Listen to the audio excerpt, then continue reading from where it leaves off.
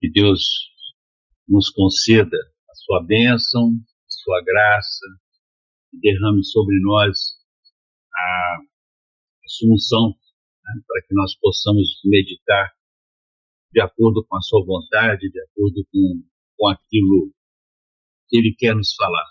Eu saúdo a igreja, com a paz do Senhor Jesus, e também quero aproveitar esse momento para falar com os nossos amigos que nos acompanham aqui no canal e ainda não estamos nos reunindo presencialmente, porque ainda faltam alguns ajustes no novo local que estão acontecendo. Acho que em breve, muito breve, estaremos todos juntos ali, louvando a Deus. E quem sabe você vai nos dar a oportunidade de tê-lo junto com a sua família, nos visitando, estudando a palavra de Deus junto conosco. Até lá, estaremos aqui, de forma online, mas não deixando nunca, jamais, de louvar o nome do nosso Deus e engrandecê-lo. Queridos, eu convido a igreja a abrir suas Bíblias no Evangelho segundo escreveu Mateus. Mateus, no capítulo 19, e vamos ler aí a partir do verso 16. Mateus, capítulo 19, a partir do verso 16. Amém? Todos acharam? A minha tradução é a da King James, e ela costuma ser um pouco diferente, né, das demais traduções. A palavra de Deus diz assim, queridos, assim está escrito. E eis que, vindo alguém, disse-lhe: Bom mestre, que coisa boa devo eu fazer para ter vida eterna? E ele disse: Por que tu me chamas bom? Não há nenhum bom senão um, que é Deus. Se queres, porém, entrar na vida, guarda os mandamentos. Disse-lhe ele: Quais?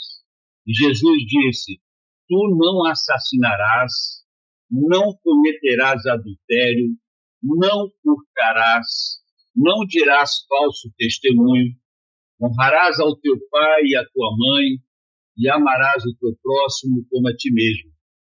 Disse-lhe o jovem: Tudo isso tenho guardado desde a minha juventude. E o que me falta ainda?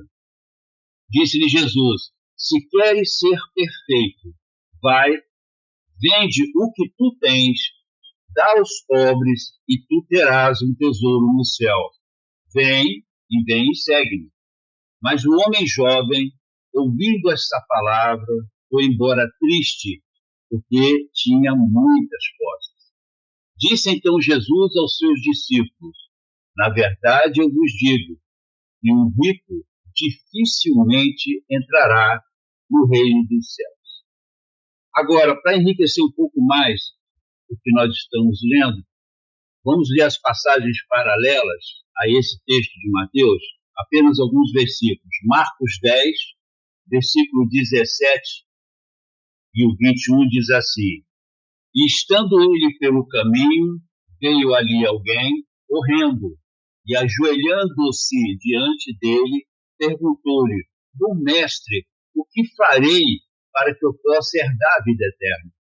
E Jesus, olhando para ele, o amou, e lhe disse: Uma coisa te falta.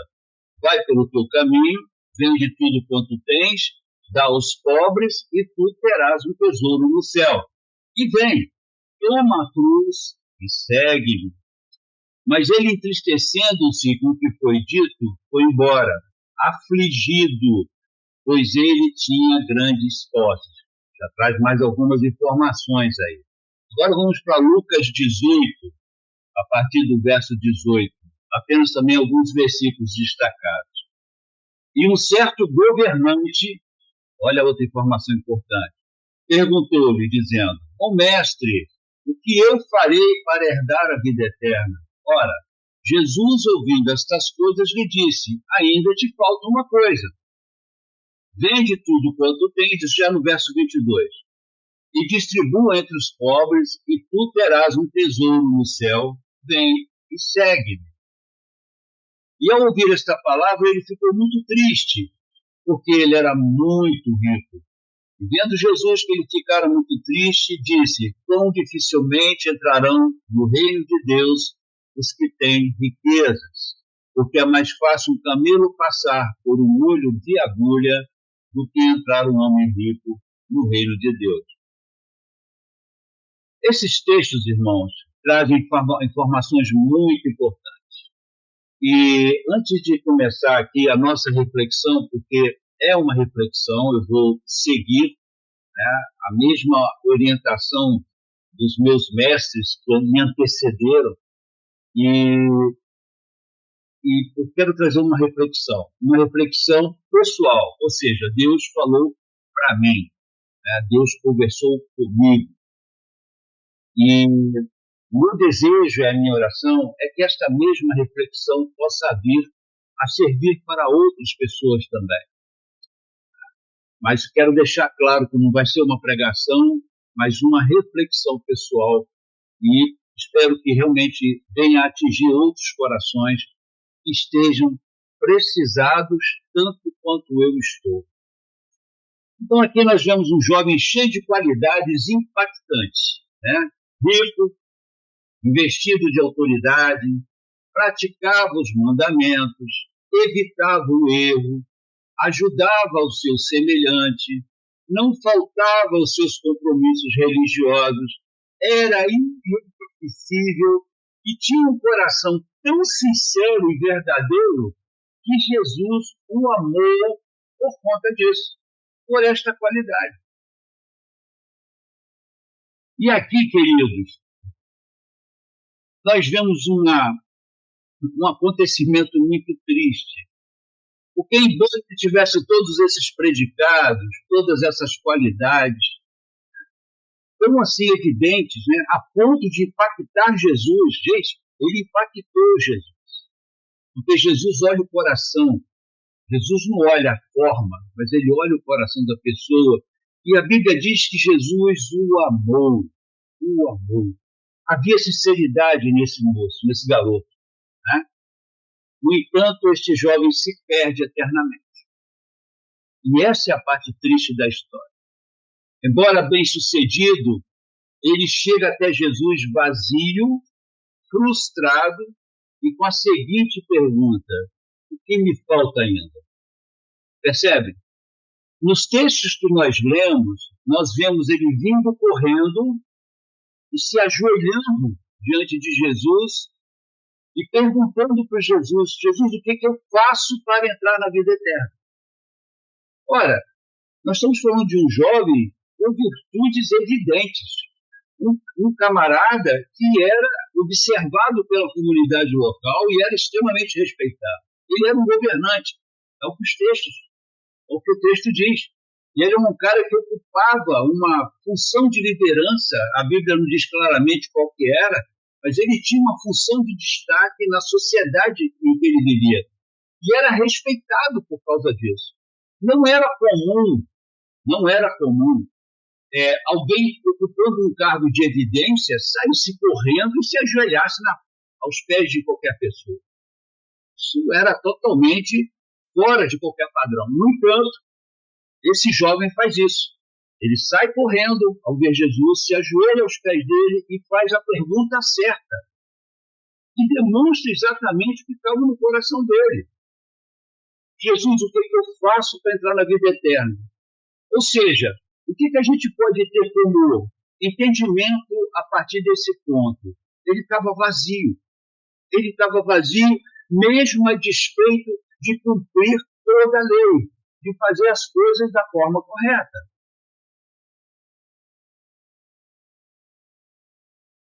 Ele não faria esta pergunta para o mestre se não tivesse ávido por uma direção. Ele estava buscando uma direção. Veja bem, toda a ação desse jovem era positiva. Toda ela. O texto em Marcos 10:17 nos informa que ele veio correndo, prostrou-se diante de Cristo Ele estava angustiado e com pressa para resolver essa questão. Essa era uma questão premente na vida dele. Ele acordava pela manhã com isso na mente. Por que estou assim? Havia sinceridade nele. Agora, olhem que curioso. Em outro trecho do texto das Escrituras Sagradas, vemos outras pessoas, de certa forma, fazendo a mesma pergunta a Jesus. Agora nós vamos mudar de cena. É outro cenário. Aqui nós temos a cena de um jovem se ajoelhando aos pés de Jesus e fazendo essa pergunta para ele. Senhor, o que eu preciso fazer para entrar no teu reino? Para alcançar a vida eterna. E agora nós vamos deixar um pouco essa cena de lado e vamos para um outro cenário. E um cenário onde agora é um grupo de pessoas, tá, que praticamente fazem a mesma pergunta para Jesus.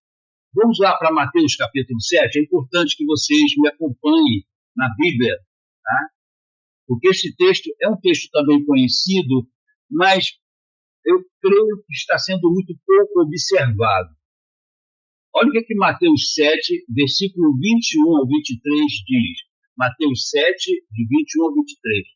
Nem todo que me diz Senhor, Senhor, entrará no reino do céu, mas aquele que faz a vontade de meu Pai que está no céu. Muitos me dirão naquele dia, Senhor, Senhor, não profetizamos nós em teu nome?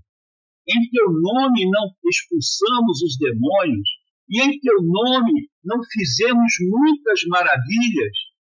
E então lhes declararei, eu nunca vos conheci, apartai-vos de mim, vós, trabalhadores da iniquidade. Aqui temos pessoas surpreendidas, irmãos. E muito pouca gente para entender essa cena.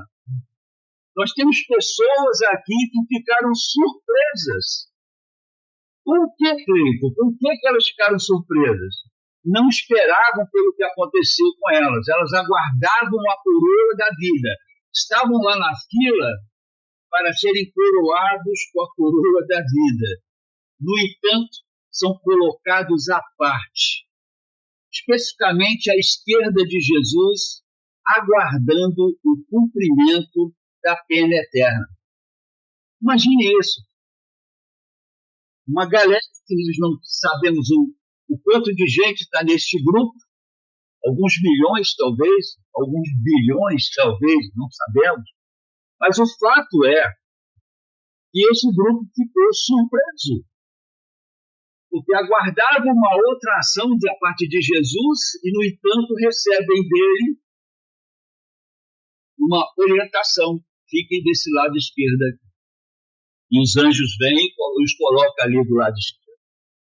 E a palavra diz que aqueles que ficarem à esquerda de Jesus, né, são aqueles que vão para o lago de fogo eterno.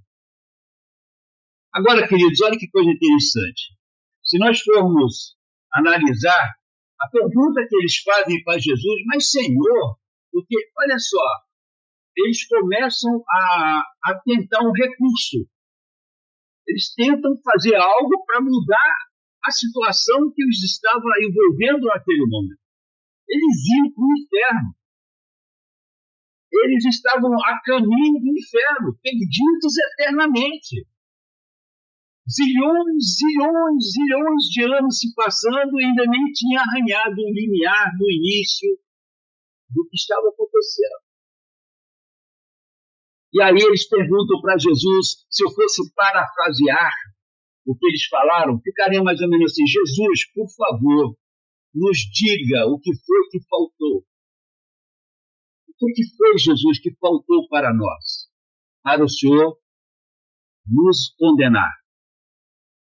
Observemos bem que Jesus respondeu a este grupo, eu nunca vos conheci.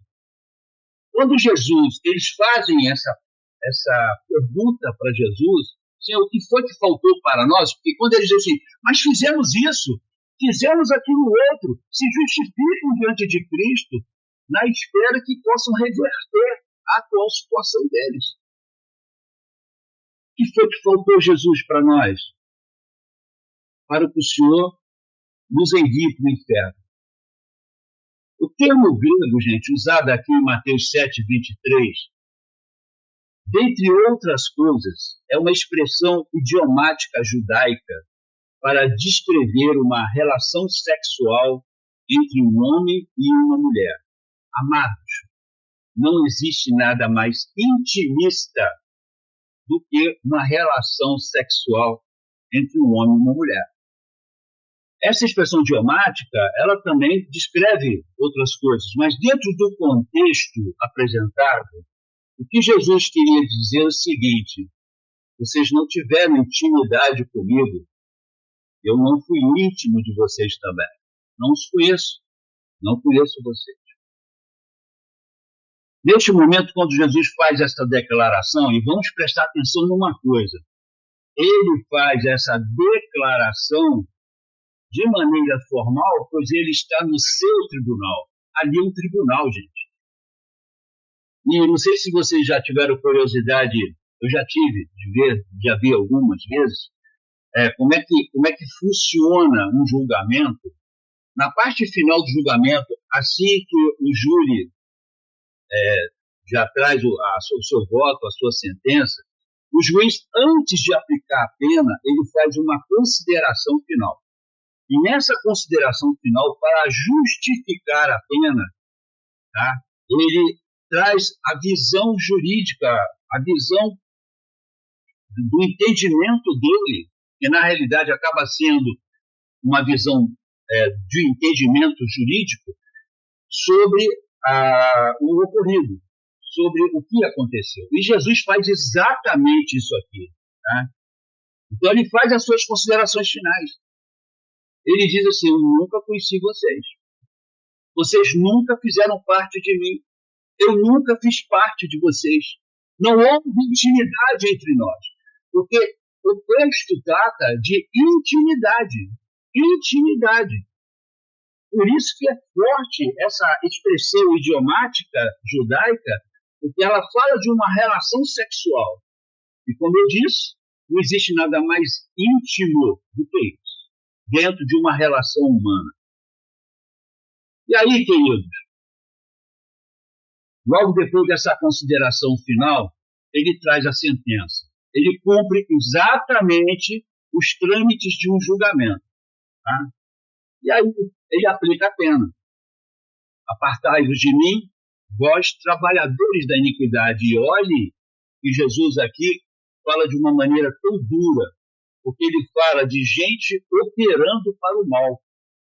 E aí eu começo a raciocinar em cima disso. É claro que ali havia, no meio desse grupo, com certeza existiam, né, pessoas que não valiam o arroz que comiam.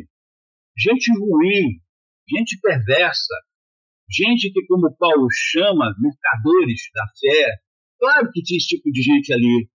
Mas é triste dizer, irmãos, que também ali tinha muita gente sincera. Muita gente sincera. Muita gente que procurou sempre fazer o que é correto. Muita gente que não saía da linha. Muita gente que não fez mal a ninguém. Muita gente solidária. Muita gente de coração amoroso. Estava ali naquele grupo. E, no entanto, ele chama todas essas pessoas, tá, de operadores da iniquidade. E isso me faz pensar algumas coisas, como, por exemplo, implica o ser íntimo de Jesus, ou no que implica eu não ser mais íntimo dele, ou não ter me preocupado. A intimidade com Cristo, ela é transformadora. A intimidade com Cristo revela o que nós realmente somos. A intimidade com Cristo muda o nosso comportamento. Quando nós rejeitamos essa intimidade, tá, o que resta de nós é aquilo que a própria palavra diz. Nosso coração é mau, dele procedem apenas maus desígnios, coisas erradas, coisas ruins. Qual a diferença, queridos, entre o que está escrito lá em Mateus 7, 21 e 23, que fala exatamente deste grupo, que chega para Jesus e diz: Senhor, o que foi que nos faltou para o Senhor nos mandar para o inferno? E Jesus diz para eles: faltou intimidade. E qual a diferença desse texto para o texto de Mateus 19, 16 e 23, que é a história do jovem rico? A diferença é que, enquanto Mateus 7 nos apresenta a consequência de termos rejeitado o privilégio, porque a verdade seja dita, é um privilégio sermos íntimos de Cristo, Mateus 19 nos mostra a todos nós, sem exceção, em algum momento de nossas vidas, tivemos acesso à mesma oportunidade que Jesus deu para esse jovem no seu encontro com ele. Isso que é o mais terrível de tudo. Ninguém vai poder chegar diante de Jesus e dizer: eu tentei ser teu amigo, eu tentei me aproximar de ti, mas não deu, não rolou. Né? Muitas dificuldades da tua parte. Eu tinha que passar por muita gente até chegar a ti. E a grande diferença, irmãos, está exatamente aí. Aquele grupo estava ali porque rejeitou, desprezou a mesma oportunidade que Jesus deu a esse jovem rico. E ele fez a mesma coisa. E ele foi para o inferno do mesmo jeito. E você fala: Cleiton, mas você não pode falar. Posso? É só vocês lerem o texto. Porque quando Jesus fala do perigo das riquezas, e quando ele diz que dificilmente o rico entra nos céus, ele está olhando para o jovem rico e está sumindo no horizonte. Porque a Bíblia diz que ele saiu entristecido, angustiado, com a resposta que Jesus deu para ele.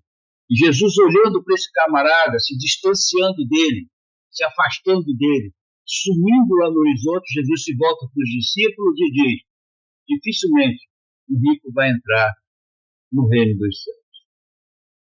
Esse jovem se perdeu, sabe? A Bíblia não fala mais dele depois dessa ocasião. Eu acho engraçado, queridos, que quando Jesus fala com esse jovem, tá? Quando Jesus dá a oportunidade para esse jovem rico que ele rejeitou, a fala de Jesus mostra isso, prova isso. Porque o jovem era quase perfeito. Por que eu posso afirmar isso? Pelo próprio texto. Porque o que o texto diz aqui em Mateus 19, 21 e 22? Olha o que o texto diz. Disse-lhe Jesus: se queres ser perfeito. Ora, para Jesus falar desse jeito para este jovem, é porque ele era quase perfeito nas suas ações. Faltava muito pouco para ele atingir essa perfeição. E Jesus diz para ele: se queres ser perfeito, vai, vende o que tu tens, dá aos pobres e tu terás um tesouro no céu. E vem e segue-me. Mas o homem jovem, ouvindo esta palavra, foi embora, triste, porque ele tinha muitas posses. O termo grego para essa palavra triste, irmãos, equivale ao lamento de uma pessoa enlutada. Isso é terrível. Isso é terrível. Porque no texto grego, quando você lê, tá, a conotação desse diálogo, tá, quando Jesus fala isso para ele, e ele se afasta de Jesus, e o texto diz que ele se afastou de forma triste, e outro texto diz que ele ficou muito aflito, ele foi aflitíssimo. O que o texto está querendo dizer é que esse jovem reagiu como uma pessoa enlutada. Quando nós perdemos um ente querido, e todos nós aqui já passamos por essa experiência, o cristão some debaixo dos nossos pés, né? A gente perde referencial, perde totalmente a noção das coisas.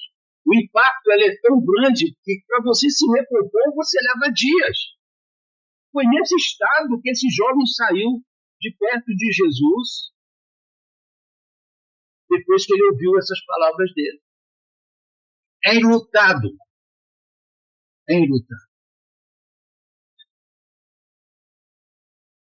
Agora, vamos prestar bastante atenção na forma como Jesus faz esse convite a esse moço.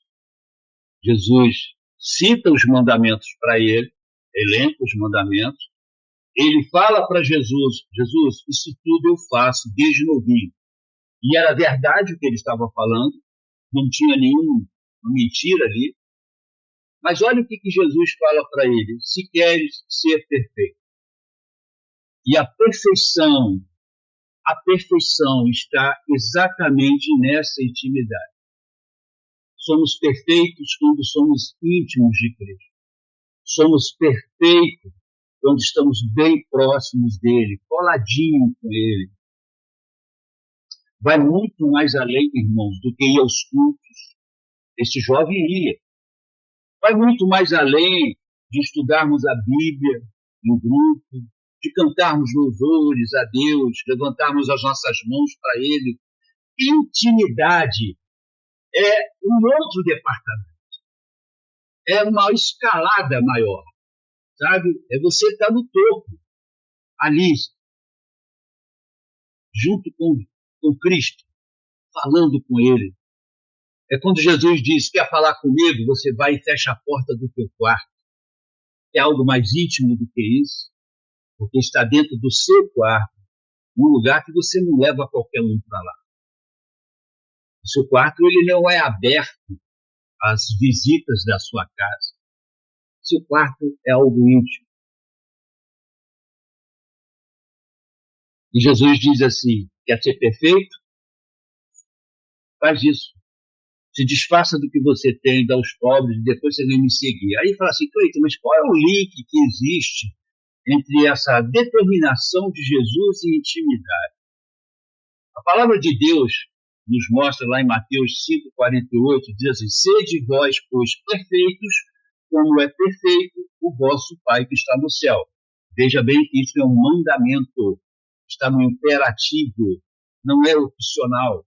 Intimidade com Cristo é algo que tem que ser buscado. Intimidade com Cristo é algo vital para que você possa estar com Ele no céu. O que eu aprendo aqui, queridos, e o que determina a nossa condição de crentes ou de salvos, porque existe um abismo de diferença entre os dois termos, entre você ser um crente e entre você ser um salvo. Qual será a minha classificação? Eu sou crente ou eu sou um salvo? E o que determina essa qualificação é exatamente a qualidade da nossa relação com Cristo. O crente reage nesta relação conforme a sua cosmovisão pessoal. Cosmovisão é a maneira como nós entendemos a vida, como é que nós entendemos Deus, como é que nós entendemos todo o sistema onde nós estamos inseridos. Isso é cosmovisão. É como você enxerga isso. É a sua posição pessoal, é o seu entendimento pessoal. Só que aquele que realmente tem intimidade com Cristo, a cosmovisão dele não é pessoal, a cosmovisão dele é bíblica. Ou seja, o entendimento que ele tem de Deus, o entendimento que ele tem de tudo que está ao redor dele, é de acordo com o que a palavra de Deus diz. O crente, tá? A cosmovisão dele é pessoal. Então ele entende Deus do jeito que ele acha que tem que entender. Porque ser crente, a Bíblia já nos fala isso, o diabo é. E treme. Não há mérito nenhum de sermos crentes, irmãos. Porque Satanás é um crente, e talvez muito mais do que nós.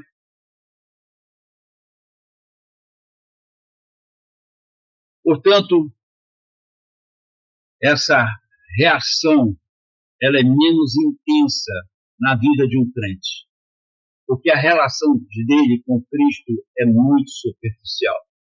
Então, nas suas demonstrações, e aí, queridos, quando Jesus fala assim, olha, pelo fruto vocês vão conhecer, as nossas reações e as demonstrações que nós temos e damos é que vão elas nos implicam, elas simplesmente nos denunciam. Tá? Como é que nós reagimos? Reagimos no nosso dia a dia. Somos nervosos, agitados, xingamos, reclamamos o tempo todo reclamamos da igreja, reclamamos do irmão, reclamamos do culto. Tem gente que é capaz de sair do culto, esse culto não gostei não foi muito bom, gostei dele. Não é a gente que tem que gostar do culto, é Deus que tem que gostar. O que nos importa no culto é a forma como nós achamos, né, a nossa opinião sobre ele. É Deus que tem que gostar do nosso culto. Mas o crente, ele se acha no direito de dizer que não gostei desse culto, não. E o salvo, gente? Como é que o salvo faz? O salvo, ele reage segundo a sua intimidade com Cristo. Olha só a diferença. O salvo já não reage conforme a sua opinião própria, a sua cosmovisão. O salvo vai reagir segundo o seu relacionamento com Jesus. E por isso, a demonstração desse relacionamento na vida real, no dia a dia, na prática, é muito mais intensa do que as demonstrações de um crente. Gente, isso mexeu demais comigo. Como eu falei, essa é uma reflexão pessoal. O salvo, ele vai buscar como agradar a Deus. A única coisa que tem na mente do salvo é que eu quero agradar a Deus. Eu quero servi-lo melhor. Jesus, o que eu faço hoje para te deixar, para ser agradável? Como é que eu faço para te agradar, Senhor? De que maneira eu ajo? De que maneira eu faço? Pai, me ajuda. Mostra para mim. 1 Tessalonicenses, capítulo 4, verso 1. Quanto a mais, irmãos, já nos instruímos acerca de como viver a fim de agradar a Deus. Paulo exortando a igreja de Tessalônica. O que ele está dizendo? Olha, já instruí vocês aí como vocês devem viver para agradar a Deus. Porque esse é o foco, irmãos. Esse é o ponto. Não existe nada. As outras coisas elas vão orbitar em torno disso. O foco nosso é agradar a Deus 24 horas por dia. A nossa preocupação tem que ser sempre essa, como agradar a Deus, como fazer a coisa certa. Né? E aí ele continua dizendo, de fato, assim vocês estão procedendo. Paulo reconhecia que havia um esforço por parte da igreja nesse sentido. Agora pedimos e exortamos a vocês, no Senhor Jesus, que cresçam nisso cada vez mais. Existe uma progressão, querido. Existe uma progressão que tem que ser buscada. Tá? Tem que ser aprimorada. É assim que nós fazemos normalmente na vida. Quando você está no seu trabalho, você sempre vai buscar se aprimorar nele. Você não vai ficar ali parado no tempo, você vai se reciclar, você vai buscar situações que possam enriquecer o teu conhecimento, para que você tenha mais destaque, para que você cresça mais na sua profissão. Já fazemos isso normalmente na vida, mas não aplicamos isso na nossa vida espiritual. Nós estagnamos. Domingo, dia de igreja, quinta-feira, oração. Domingo, fulano de tal fala. Quinta-feira, fulano de tal traz a meditação. Claudinha vai tocar um louvor. Nós vamos cantar um louvor. Percebem? Percebem como é que a coisa funciona? E a nossa liturgia ela está mais mecânica do que daqui de dentro do coração, sair do nosso peito. Eu estou aqui para louvar a Deus. Não importa se eu estou online, eu estou aqui para engrandecer o nome dEle, para exaltar Ele. Estou aqui para aprender dEle. E aí, queridos, já caminhando para o final dessa nossa reflexão, que foi que afastou esse jovem da eternidade com Deus? Ele foi para a eternidade, mas longe de Deus. O que afastou ele não foi a sua riqueza, como muita gente vai pensar. Porque o cara rico, a tendência dele, o cara que é bem financeiramente, aquele cara que economizou a vida toda, que sempre foi regradinho, bonitinho, tem uma vida financeira confortável, esses caras, né, eles vão ter dificuldades de se aproximar de Deus. E a Bíblia, em nenhum momento, ela traz isso como verdade. Ela fala do perigo das riquezas. O que afastou esse jovem de Deus eternamente? Gente, eternamente não tem mais volta, não tem mais recurso, não cabe recurso mais.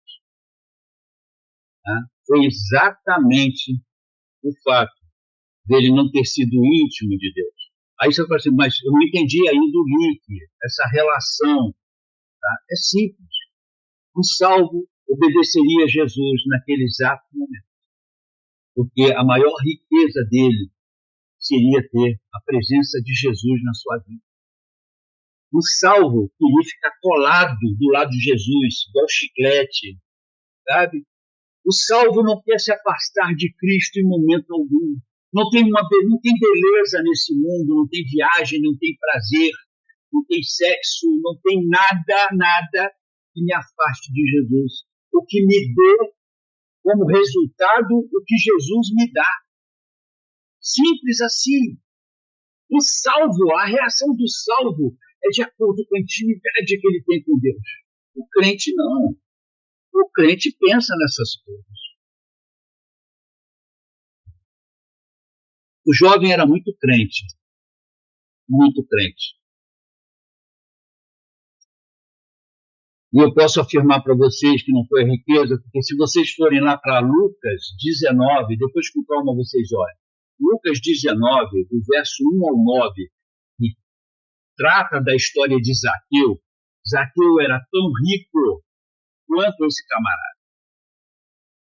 O camarada saiu correndo, contrariando, né, o entendimento da época, pois ninguém em posição de autoridade vai sair correndo e se ajoelhar aos pés de qualquer um. Né? Mas Zaqueu não se importou com os que estavam à sua volta, vendo ele subir no sicômoro. Não é verdade? Zaqueu não era um cara de destaque na sociedade. Ele era assim, ele era chefe dos publicanos. A alfândega foi toda ela arrendada por ele. Ele tinha outros publicanos que trabalhavam para ele. Era muito rico, extremamente rico. Vivia numa cidade, numa estância termal. Jericó era uma estância termal. Só rico morava ali. Mas ele não se importou dos amigos ricos dele, vendo ele subir em cima de um coqueiro brabo lá, para ver Jesus passar. E olha que coisa interessante. Jesus para debaixo do sicômoro e diz assim, ei, Zaqueu, desce rápido, eu vou dormir na tua casa hoje. Mal chegou em casa, qual foi a reação de Zaqueu? Senhor, vou pegar metade dos meus bens e vou doar aos pobres. E se eu defraudei alguém, eu vou restituir 4 vezes mais. Aí o que Jesus fala logo em seguida? Hoje entrou salvação nesta casa. Olha que reação tremenda de alguém que queria intimidade com Cristo. O cara que busca intimidade, a reação dele vai ser essa. Agora, outra coisa interessantíssima no texto que nós lemos, lá de Mateus 19, que Jesus omite o principal dos mandamentos na lista de mandamentos que ele dá para os jovens. Se vocês forem olhar o texto, olha lá. Tá? Jesus eleva os mandamentos, mas omite o principal deles. E ele faz isso de propósito. De propósito. Porque ele precisava aflorar dentro do jovem, tá, o que ele estava realmente buscando. Era sincera a busca dele. Então Jesus falou, poxa, eu vou fazer esse cara enxergar o que está faltando. E aí acontece um negócio interessantíssimo, porque lá em Mateus 22, a partir do 35, a gente lê o seguinte, Jesus conversando com os fariseus, um mestre da lei chega para ele e fala assim, qual é o principal mandamento, né, da lei? E aí Jesus responde para ele, tu amarás o Senhor teu Deus de todo o teu coração, de toda a tua alma e de toda a tua mente. Este é o primeiro e grande mandamento. Então Jesus sela essa questão. Não existe nada mais importante do que amar Deus sobremaneira, além dos limites. Gente, o nosso coração, para a esquerda, o nosso coração é a sede da nossa devoção e da nossa vida espiritual. A nossa alma é sede da nossa vontade, dos nossos desejos. A nossa mente, tá? Em grego é chamado de dianoia, é a expressão das nossas habilidades afetivas, volitivas, ou seja, é a demonstração das nossas ações e reações segundo o que está proposto em nosso coração. Quando o nosso coração está todo voltado para Deus, as nossas reações acompanharão o nosso coração.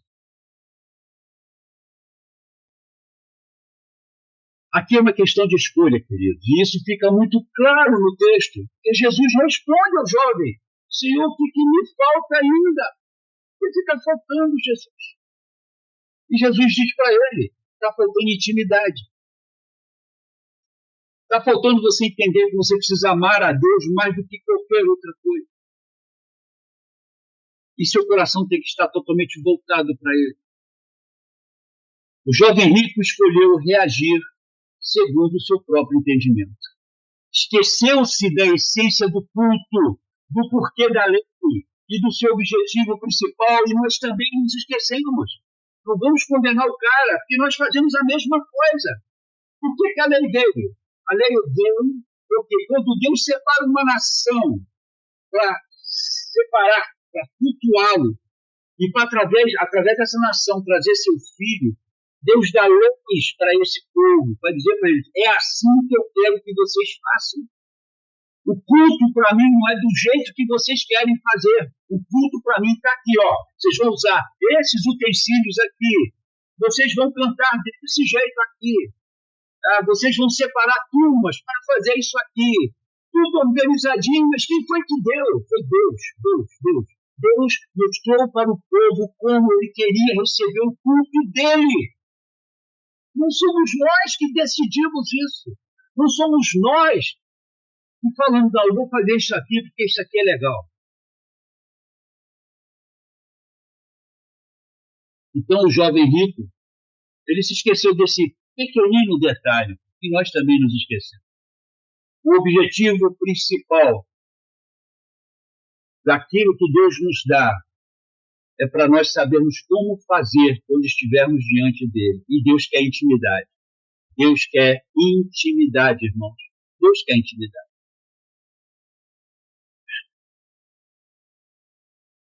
Nós nos afastamos da essência do Evangelho. A igreja se afastou da essência do Evangelho, que é exatamente isso.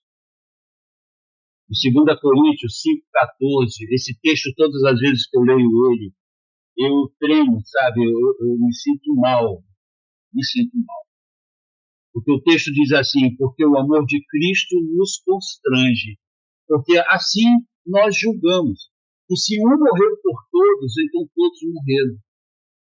Você sabe o que você é ser constrangido pelo amor de Cristo? É você ter o entendimento do que ele fez por nós. Aquele sacrifício todo, aquele sangue todo. Gente, 6 litros de sangue despejados na cruz. 6 litros de sangue despejados na cruz. O lado cortado, e ele foi literalmente moído conforme a profecia diz. Será que nós temos o entendimento correto de tudo isso? Então, quando a gente olha para isso, irmãos, e a gente olha para as nossas ações, e a gente começa a ver coisas que, meu Deus do céu, o amor de Cristo me constrange, eu não posso fazer mais isso, eu não posso ser mais assim, Jesus me perdoa. tem misericórdia de mim. Embora esse jovem fosse quase perfeito na sua parte legal, este jovem era imperfeito na essência do seu amor a Deus. Para que o amor de Deus possa nos constranger, precisamos, antes de tudo, conhecer este amor. Percebem? Como é que o amor de Cristo pode constranger a nós se nós não conhecemos esse amor? Nem mesmo entendemos. Para ir para a igreja é um parto. Para ir para as reuniões é um parto. Para sentar na sua cadeira em frente do seu computador, para estar com seus irmãos, orando, é um parto. É difícil andar da cozinha até seu quarto. É uma jornada infinita. Você vai se arrastando. Para entendermos a vontade de Deus, que segundo Romanos 12:2, ela é perfeita e agradável, é necessário que nos submetamos a ela. Como é que nós vamos entender se a vontade de Deus é perfeita e agradável, se nós em nenhum momento nos submetemos a essa vontade? Essa equação não fecha, irmão. Por isso que Jesus, o povo chega lá, no tribunal de Cristo, Senhor, o que te faltou para a gente poder entrar no teu reino?